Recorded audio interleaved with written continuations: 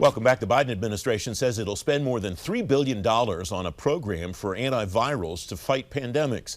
The leader of the National Institutes of Health, Dr. Francis Collins, says the money will go for everything from drug design to clinical trials. Rose Butchart is an associate fellow in the Defense Industrial Initiatives Group at the Center for Strategic and International Studies. Rose, welcome. Thanks for coming on the program. This is a part of what the administration is doing toward a concept called biosecurity. What does biosecurity mean, and where does it fit into the spectrum of the national security and national defense continuum?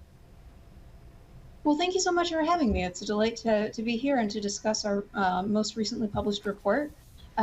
One of the interesting things about biosecurity is that how it's defined, there isn't exactly a clear consensus. It's often defined slightly differently depending on which government agency is looking at it and depending on their area of focus. So, for example, both the Department of Health and Human Services and the Department of Defense's definition focuses more on the management of pathogens and toxins. For the purposes of our brief, we've defined biosecurity as an integrated approach to assessing and managing risks posed by biological agents and biotechnology to human, animal, and plant life and health. You also define a term, bioeconomy, and talk about and have researched the government's position and role in the bioeconomy. What is that? Is it as simple as just the money that's involved in producing biological security for the country, or is there more to it than that, Rose? I think that's a great question. I think one of the key findings of this report is that the bioeconomy both represents some of the money spent, but also really a really robust community outside the government that has sprung into action in the last year.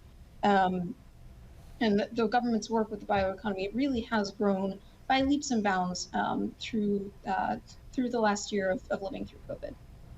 What have we learned from the pandemic regarding what the position of the government is and could be in the bioeconomy in particular, and how it could prepare now for something that could happen again in the future?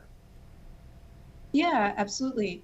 So over the last year, we've seen the government spend over $7.2 billion in COVID spending in their sectors we examined in this report, representing an overall increase of $4.6 billion. The Department of Defense especially was very engaged in COVID-19 response efforts, including the Defense Production Act, Operation Warp Speed, and then the government purchases of PPE, vaccines, and other supplies.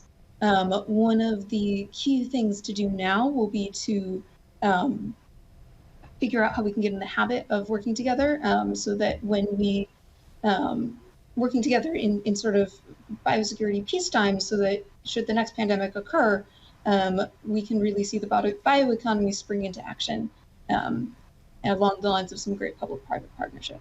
You and your colleagues refer to that working together this way. Biosecurity policymakers need to consider how to engage strategically with the bioeconomy beyond the stage of R&D.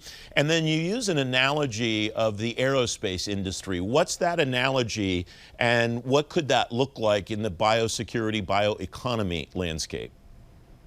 Sure. I think the government's been in many ways very successful in working with the biosecurity and bioeconomy communities. However, it's really been primarily focused on early stage development and research of biosecurity technologies, much less in the production and purchasing of products the way it might be in the aerospace industry. And so one of the things, we are seeing some indicators that the government would like to get into more of that latter stage development space, including a $50 billion to establish a technology directorate at the National Science Foundation, or NSF, and $30 billion in the proposed American Jobs Plan, which would go towards taking vaccines through phase 1 and 2 research and clinical trials. You list some of the potential stakeholders in this. And you list some here that I hadn't thought of, but that are fascinating. OSTP seems obvious. National Security Council seems obvious. FBI, State Department, National Science Foundation, HHS. DOD struck me as not one I would have thought of, but very wise, DHS, and the Department of Agriculture too. What does that community of influence or community of interested partners look like, and how does it work together? Is it a formal council, or is it just more an informal association of people who understand these are the other people in government that should care about this stuff?